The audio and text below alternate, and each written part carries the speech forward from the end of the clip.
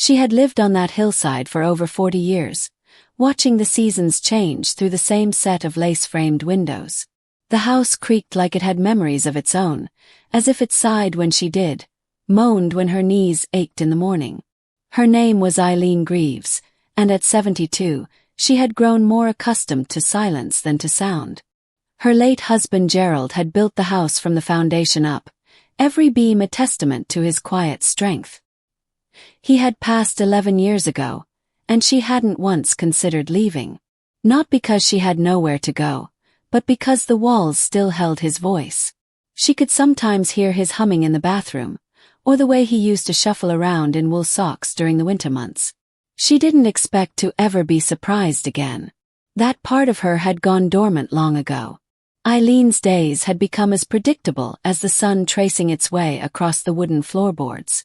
She would rise at dawn, fix herself a modest breakfast, oatmeal, maybe toast, then take her tea out to the porch swing where she'd sit, arms wrapped around herself, watching the blue jays bicker over the feeder Gerald had installed.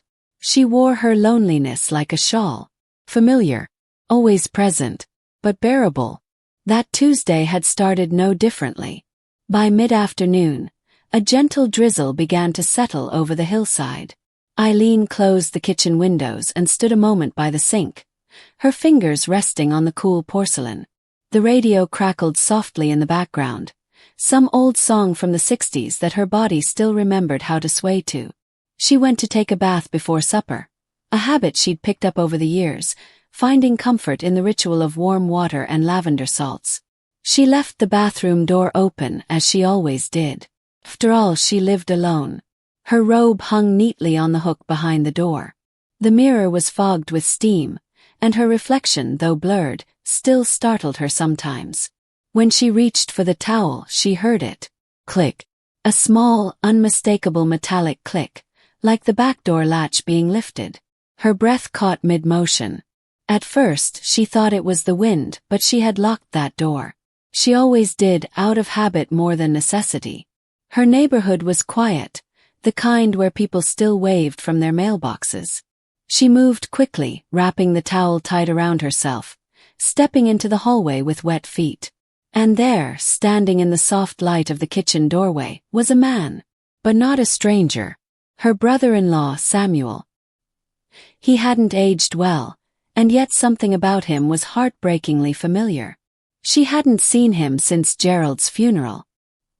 He looked damp from the rain, holding his hat in his hands, eyes rimmed with red.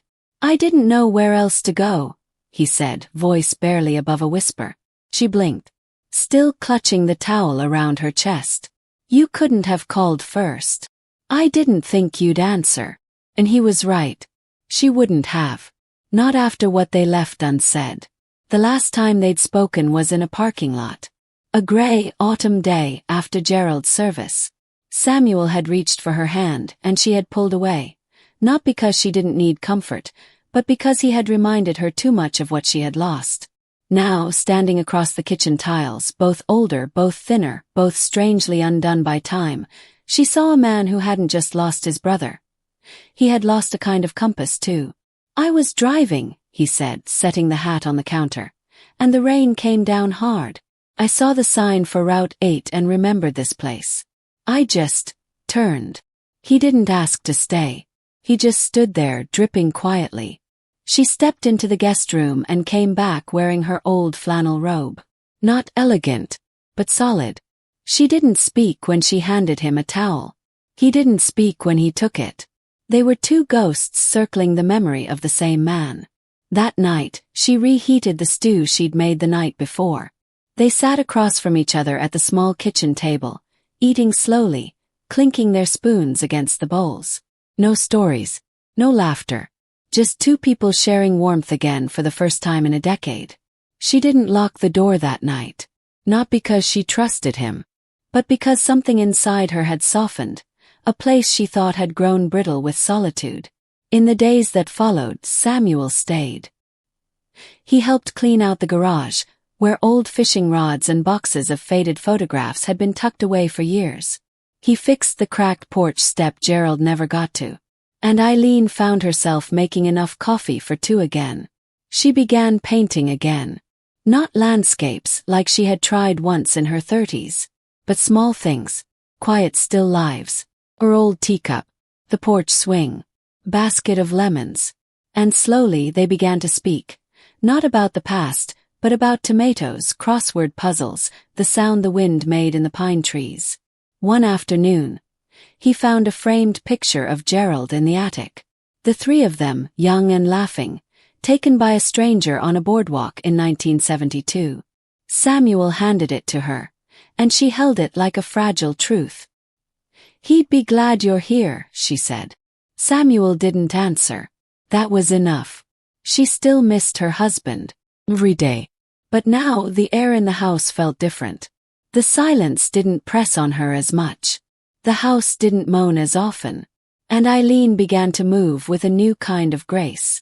Not fast, not youthful, but steady. One evening, she lit a fire and they sat watching it in the fading light.